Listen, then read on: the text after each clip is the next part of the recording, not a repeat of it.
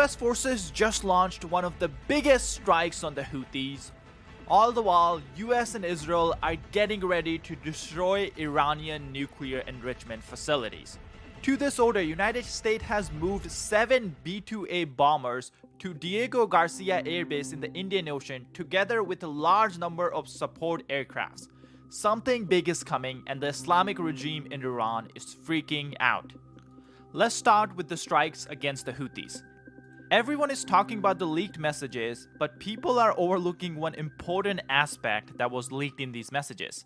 One of the Houthi leaders was eliminated while he was getting busy with his girlfriend. Here's that message.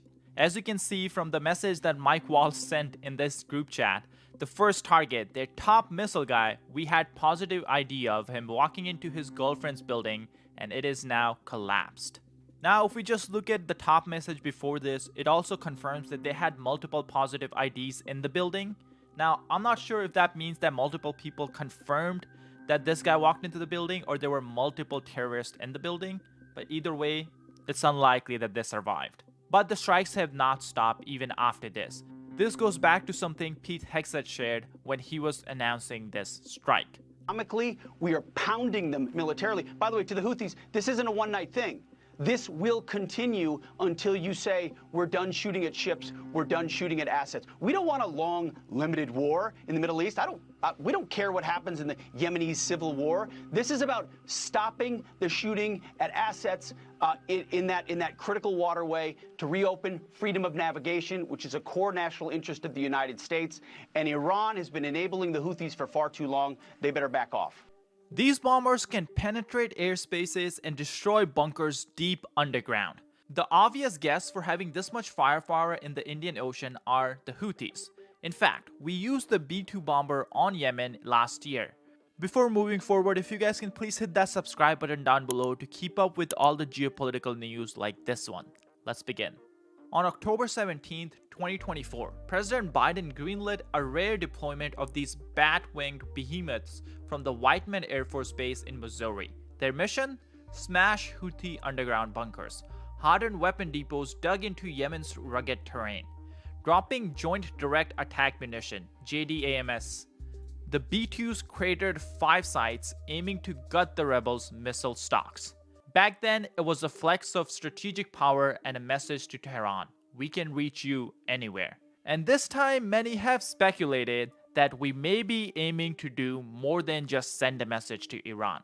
Because just a few days ago, Iran created their own promotional video showing off their missile bunkers. The footage you see on your screen was recently released by an Iranian account and is showing off Iran's new missile city. Basically an underground site that holds thousands and thousands of ballistic missiles, warheads, and many more weapons. Iran already has 3 of these cities and this is the 4th one, but the location was not disclosed of where this is situated. In the video, we can see 2 of the Iranians' top generals are taking a tour of the city, showing it off to the public.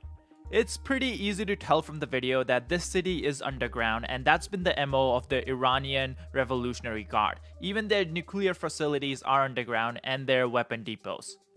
This is done to protect them from enemy, more specifically Israeli strikes, and this seems to be the exact reason why US seems to be moving a lot of B-2 bombers into the Diego Garcia base. As we covered earlier, after President Trump took office, he sent a letter to Iran's supreme leader Ali Khamenei. That letter included a 2-month deadline for Iran to reach a nuclear deal with the United States. And what would happen after the deadline? We don't exactly know, but I'm sure it means some heavy action. Second thing we don't exactly know is when exactly that 2-month clock will end. But it seems to be that it's ending soon, because this is what President Trump had to say just a couple of weeks ago. We're down to the final moments.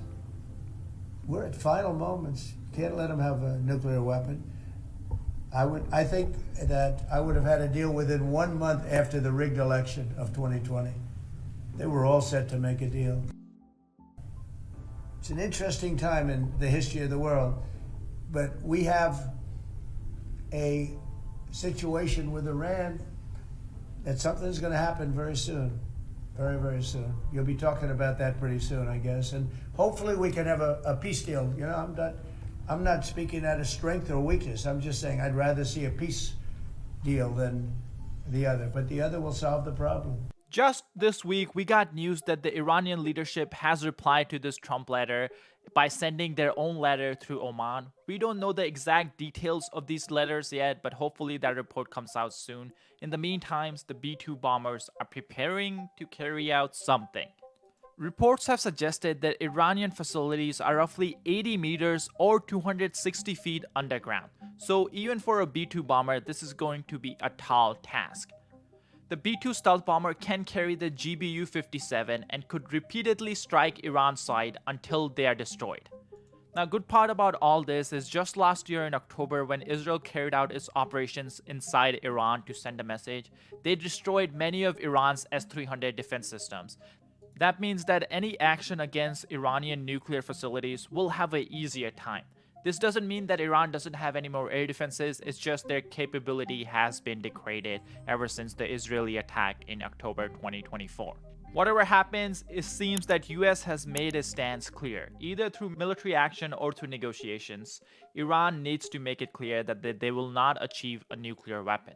What the president has has repeatedly said is that Iran cannot have a nuclear weapon. All options are on the table to ensure it does not have one. And that's all aspects of Iran's program. That's the missiles, the weaponization, the enrichment. They can either hand it over and give it up in a way that is verifiable, or they can face a whole series of other consequences. But either way, we cannot have a world with the Ayatollahs with their finger on the nuclear button. We cannot have a situation that would result in an arms race across the Middle East in terms of nuclear proliferation. And President Trump is determined one way or another. Iran has been offered a way out of this to make sure that we don't have a world that can be threatened by a radical regime, not only our ally Israel, but the entire world that would be threatened by a radical regime that could destroy not only Israel, but its neighbors, and have the capability to hit the United States. Martha, we cannot imagine a situation like that, and we're not going to have it. If there was to